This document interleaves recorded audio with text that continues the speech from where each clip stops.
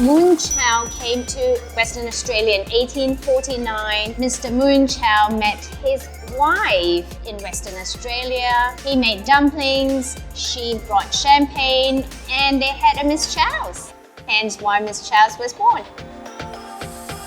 So Miss Chow's offers a modern Asian cuisine whereby it's produced with very high quality raw materials without any of the nasties.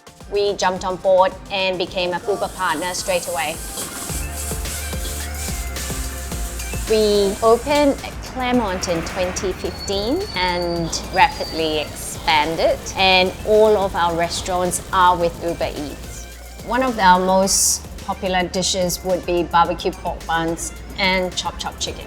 We've selected dishes that will travel well and it will not compromise the time of delivery.